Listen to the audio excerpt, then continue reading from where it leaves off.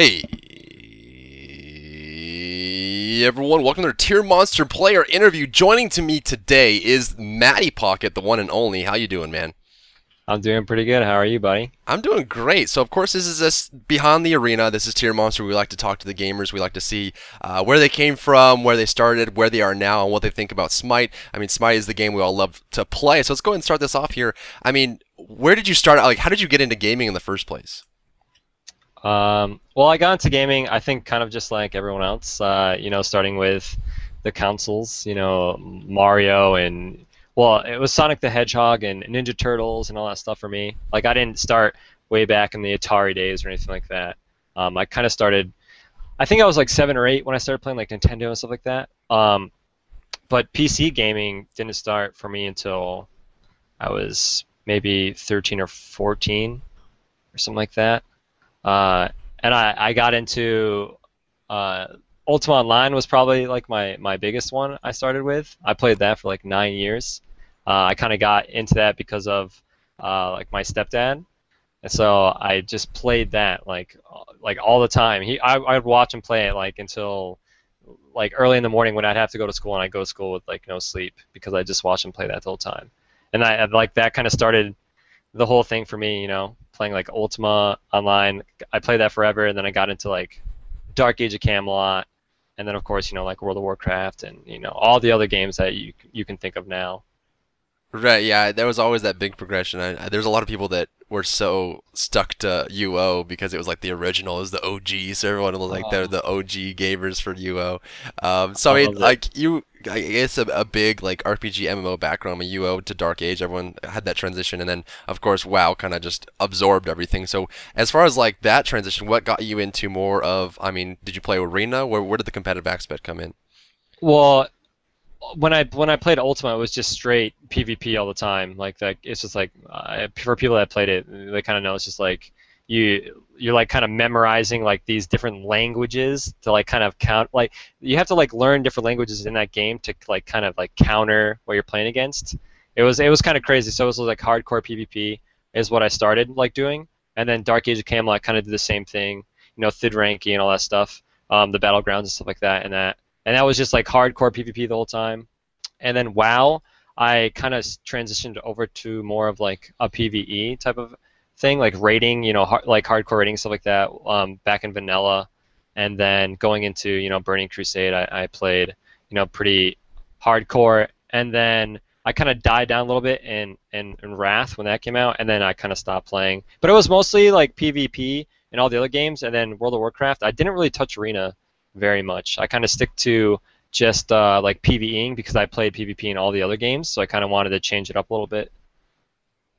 Nice. So I mean, just kind of just the back and forth. So I mean, as far as like the transition, so I mean, was it right into Smite? How'd you get into Smite?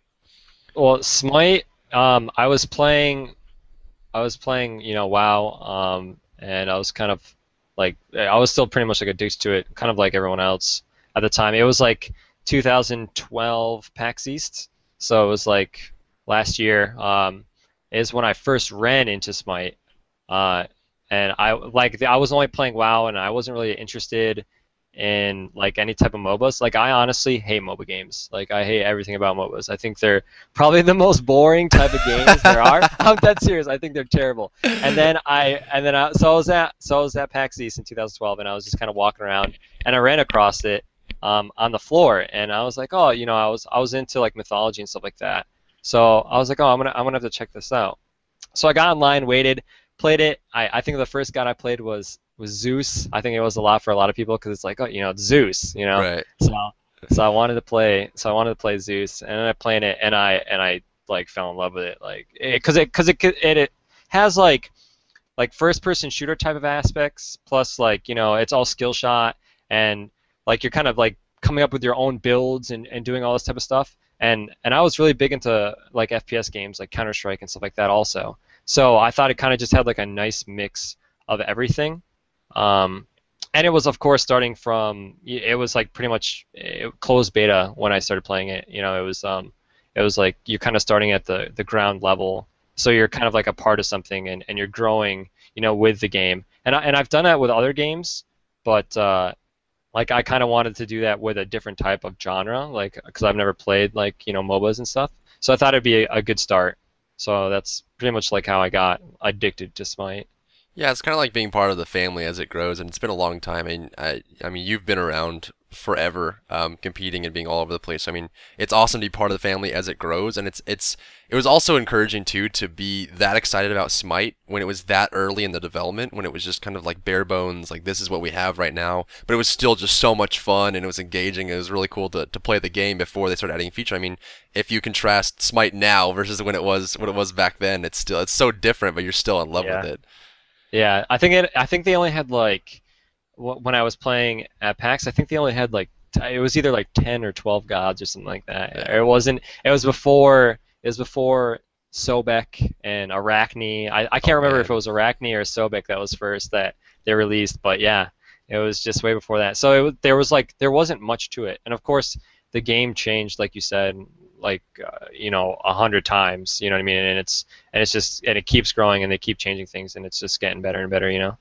Well, speaking about the amount of gods they have, yesterday actually they just released a new god, the god of time, Kronos. Have you had a chance to play him?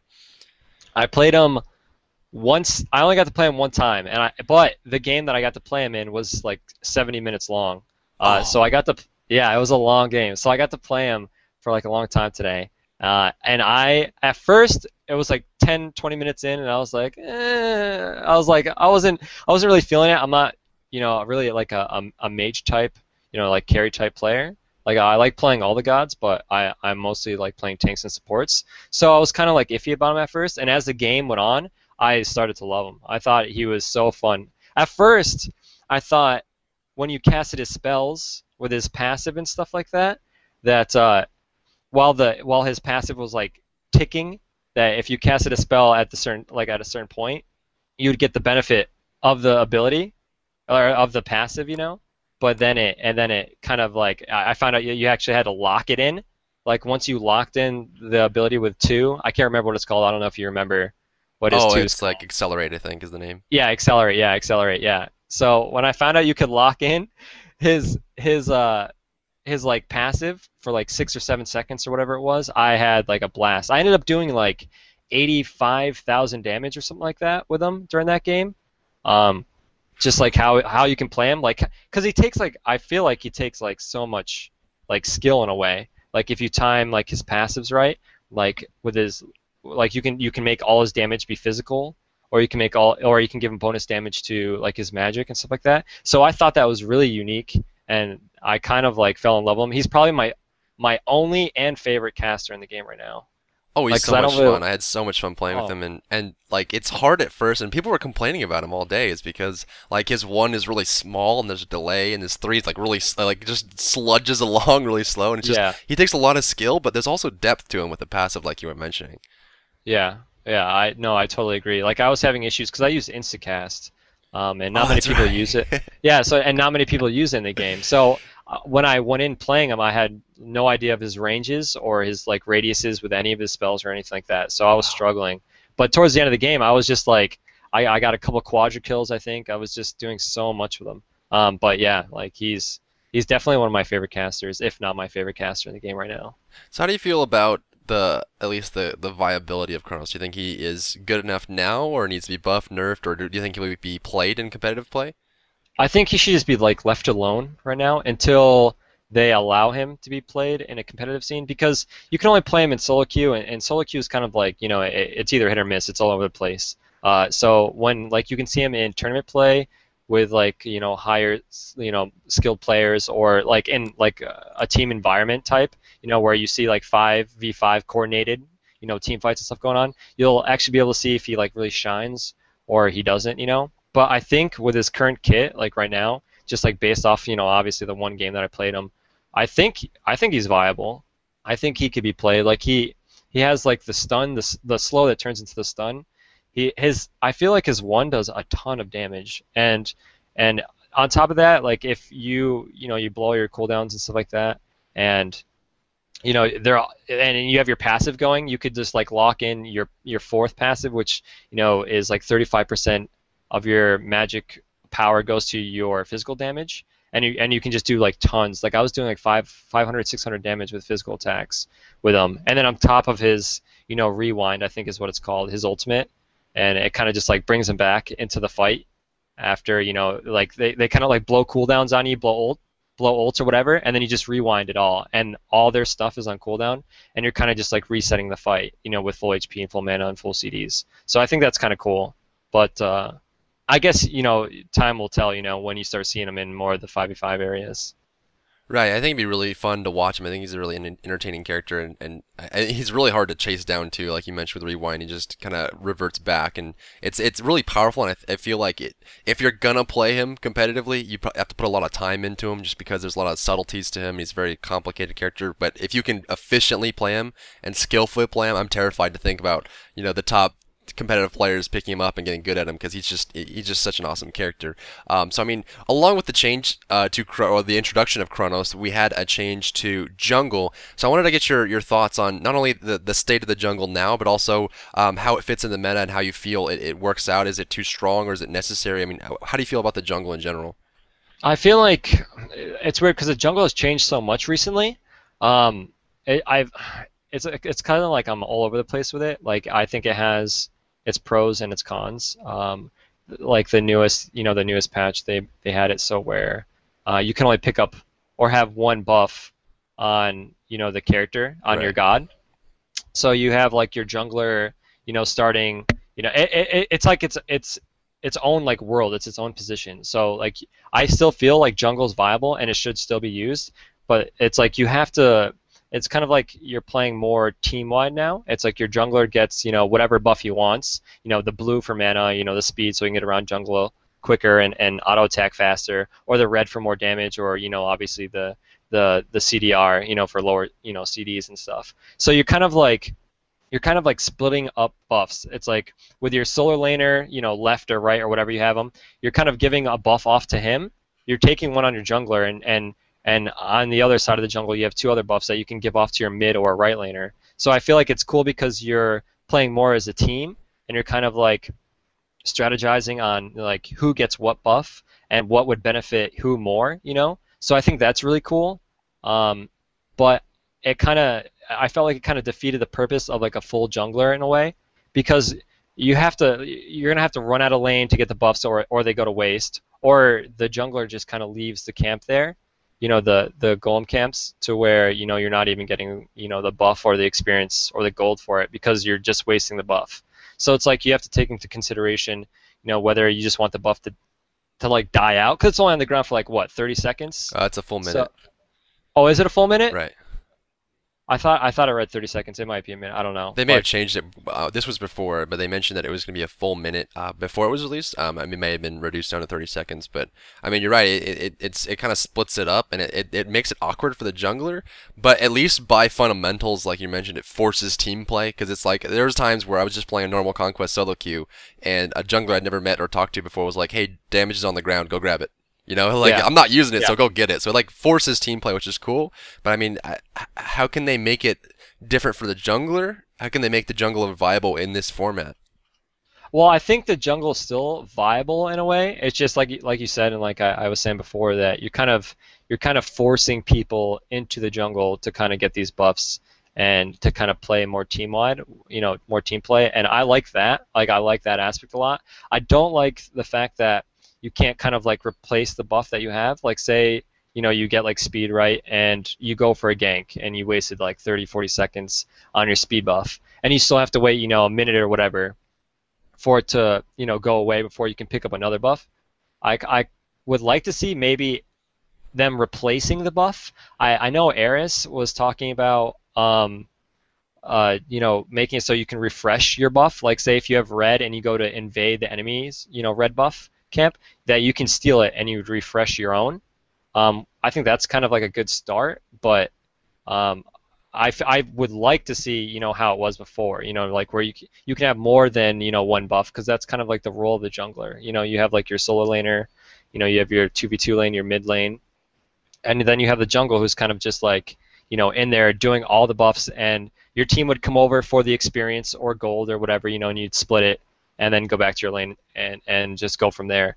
But I don't know. It's like I said, I'm just like I'm all over the place with it because I like the jungle. I like how it was, but it also like forced like kind of like passive play and stuff too because you're always scared of a level 3 or 4, Hunbats or Thor coming out with blue, red CDR and stuff like that. So you always played real passive and everyone kind of like hit under the tower. But it also, on the other hand, on the other side of the fence, it also made it so there's a lot more action and stuff going on too. So it's like you kind of decide between like this passive play or like crazy fights going on all the time because the junglers are all over the place because they have the experience, the gold, and the buffs, so they're just kind of like all over your lanes. Or you like force like kind of like team play where you're having people come out of lanes and the enemy team seeing you come out of lane and then maybe forcing a fight on that buff and stuff like that. So they have it so where like if you last hit the golem, like the red, the blue buff or whatever, if you last hit it, Right. only your team can pick up the buff. So like that's kind of weird to me in a way because like if like from a distance, someone on the other team claimed like last hits that buff, they can just leave it there and the other team can't even steal it and stuff like that. So there's like so many different like weird little mechanics to it that I'm kind of like all over the place with. Yeah, it seems like they're on the right track to something unique and different, but there's a lot of like you mentioned, there's just some things that don't really seem to fit, or they're just kind of awkward or weird. I mean, obviously, I think one of the big reasons why they don't want you to be able to replace your buff, because then the jungler would just go around replacing buff, buff, buff, and then all those are wasted because no one can get it. But at the same time, we have this situation where there's just a buff laying there that no one picks up anyway, and you also can't change your buff when no one's around or you're evading, or I mean, it's so weird. I think it's just one of those things where maybe they just got to work through it and figure it out. And I personally don't have any ideas on how they can make it better. I mean, I think it's at a point where I just don't even know what to do anymore because it's so different and unique. I don't really know how to make it like fit. Yeah.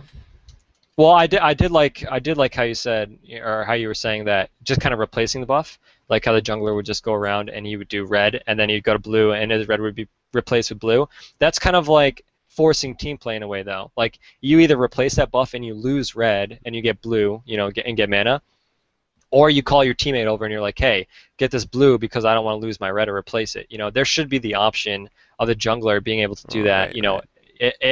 If the guy can't come out, if your teammate can't come out of lane and stuff. But you know what I mean? There's like you said, and like I said, there's just so many things, and this is just like the first stage of them doing, the one buff per person type of thing. So I'm sure you're going to see like a lot of fixes and a lot of interesting things coming, in the future. Right. So I mean, along those lines, are there any items or gods or like maybe a new role that you would like to see added that maybe is the game missing or maybe would make it more well-rounded? For items, bring back Dementor's doll. You remember that item Oh my from God, PTS? forever ago. I'm just no, you don't want to bring that item back. That item was terribly too strong. No, no, no. But do you remember that, right? You throw that on Guan Yu, and it was like every 2 seconds when you were doing damage with like an ability, it would tick for a percentage of their whole like their full HP. Oh So it right, was like, yeah. yeah, you remember that? That was Oh so man. much damage. Oh my Guan God. Yu's little bongos, his three, just like chunking people for like 10% every 2 seconds. No, for items, I don't know. Like I know Eris was talking about making like how they started like the tier 3, like you'd have your tier 1, your tier 2, and then you'd have multiple options for like your tier 3 choices and stuff like that for like Right. boots and stuff.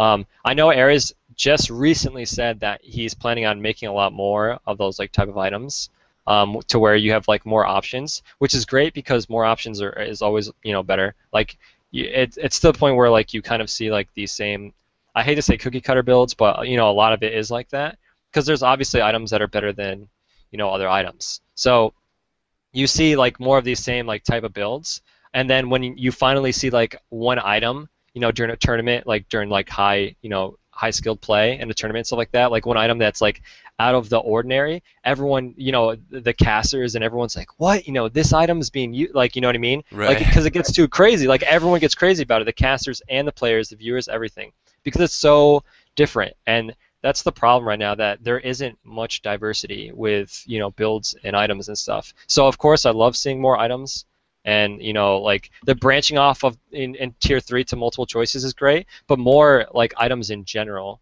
like with HP or magic or physical protection, whatever, would be great. just more in general is always, usually better. Something specific, you just want more diversity, just more of a pool to choose from, so things would be more dynamic with how Yeah, you choose. yeah, I would love to see like different like two casters, that are playing mid against each other with two totally different type of builds. That would be awesome to see. But you don't really see it at this point, because like I said before, there's just certain items that are better than others. So you kind of just see, and then when players, in the community see like top tier players, using these builds and stuff like that, then they use it obviously, because if a really high skilled player that someone likes or whatever is using it, then they're going to try it out, and it most likely will work.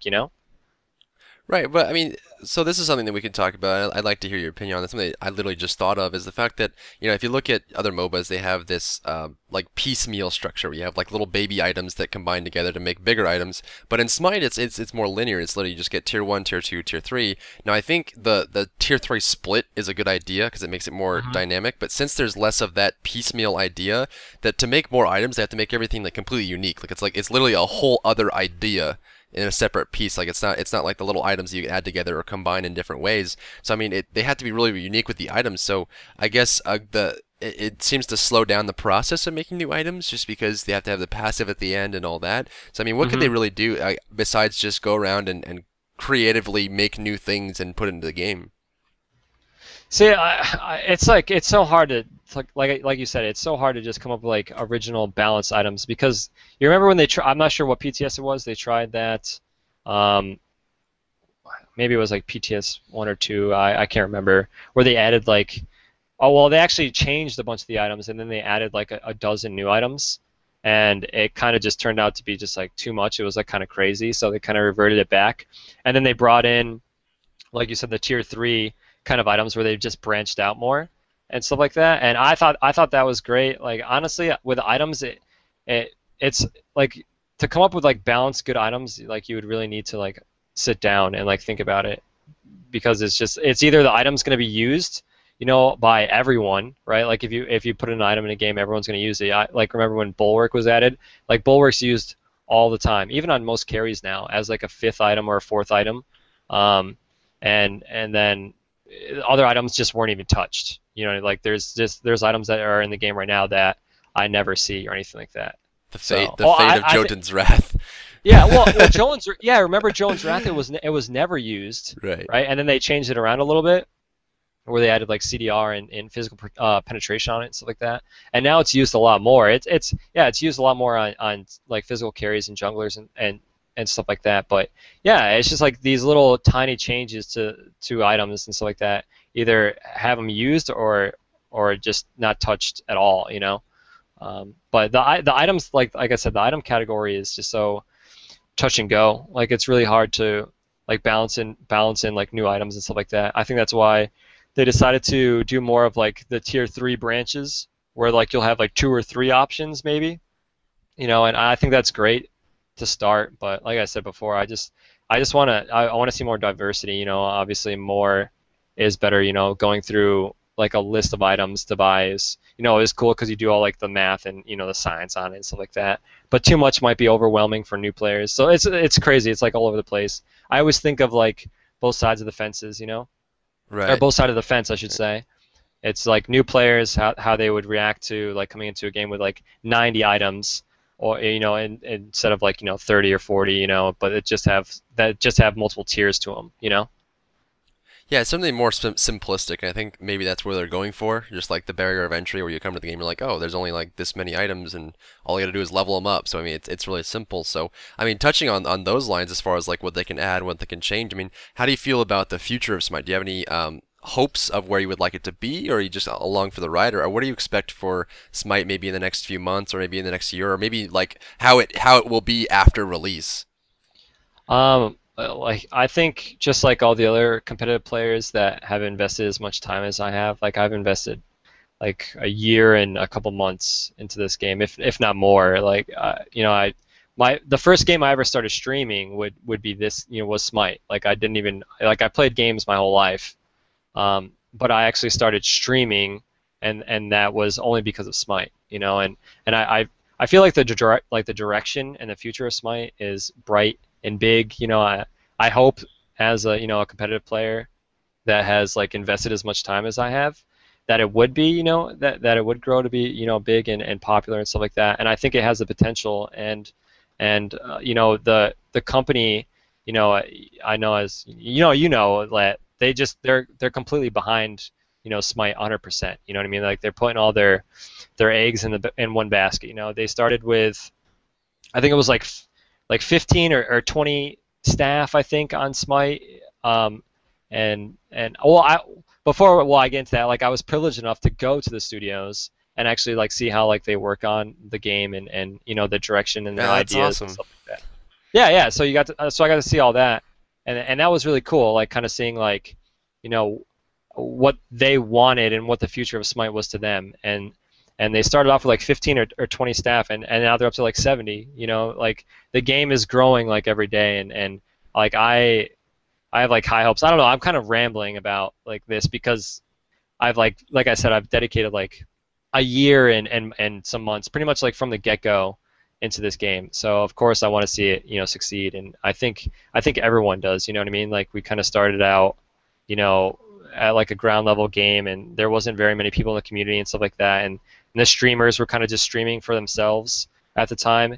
And now if you go to like like pretty much anyone's stream that streams Smite or anything like that, that they're all like for like growing the community and wanting the game to succeed and have like a lot of success because we kind of like all grow with the game. Yeah, it's amazing. I think that's one of the biggest things that people love about Smite is the community is just so friendly and it's like it's just you'll see players like it's like a mixed match of like 3 or 4 different teams. They're just playing together casually in normal conquest. Like all the teams are together playing and all the players are friendly and the community is nice and there's always people making content or writing things or talking to Hi-Rez and Hi-Rez is always involved. I mean the fact that Erez comes into chat and talks to people and hangs out is really cool. I mean, for those of you who don't know, Erez is the CEO of Hi-Rez. He's the higher up of everything type thing. So it's awesome to see him come in and they're so involved. It just seems like they're just 100% in it to win it for Smite, and it's really encouraging to see. But as far as that goes, we're here for TierMonster. Of course, this interview is brought to you by TierMonster.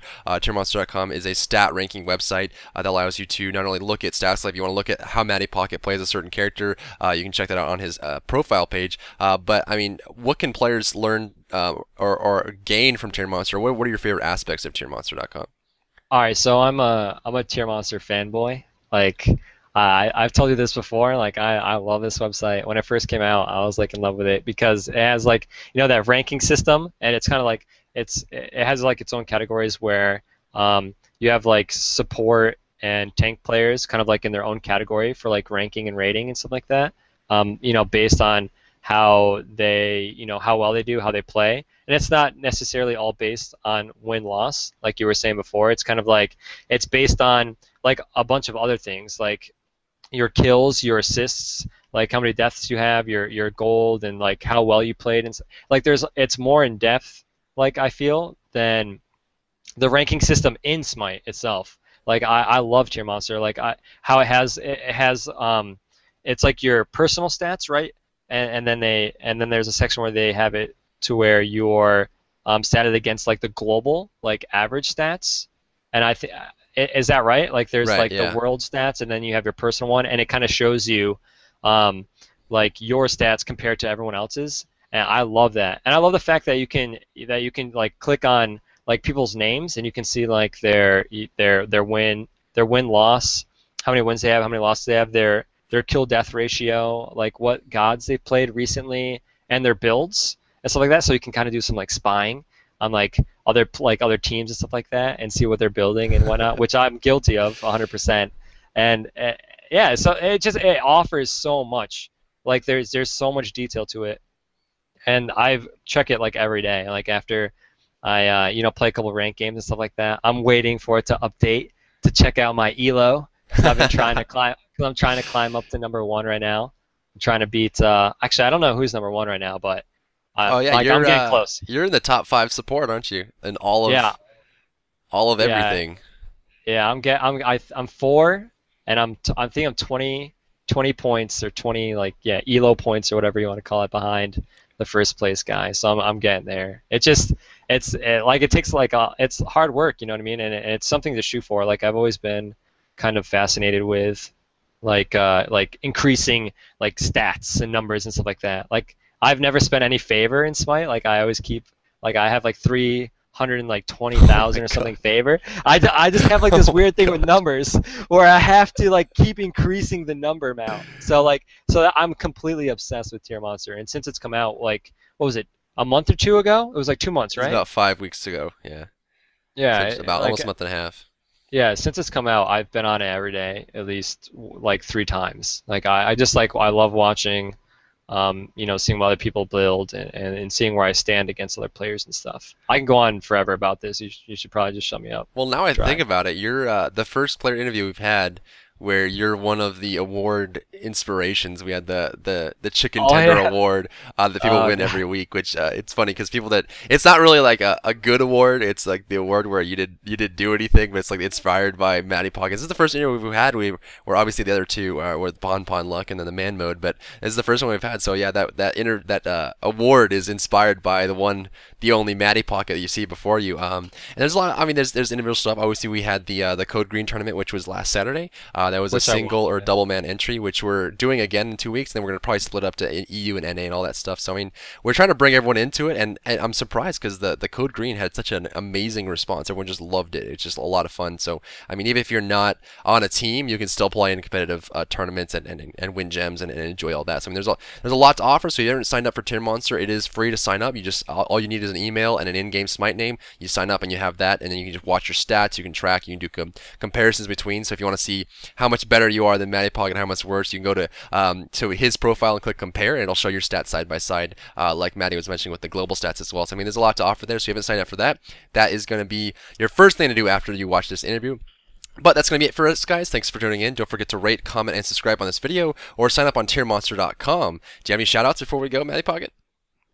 Nah, well, I just want to thank everyone for, watching, or sticking around and watching the streams for Smite, and everyone that has been helping, grow the community and all that stuff. Like, we're all in this, together. We're all trying to grow this game, and I want to thank you, Drybear, for the interview and for creating this site that I'm completely obsessed with, and of course, Hi-Rez for being how awesome they are and how involved they are with the community and stuff like that. I like no other company has ever done that, in any other game that I've really played for. So, and it does help out a lot, and it does make a big difference. So yeah, Yeah, it feels like they're just it's just family. They're big yeah, papas over there exactly. looking over us and loving us. So it's an awesome experience. But we'll check you in the next video, guys. We will hope you enjoyed, and we will see you soon. Of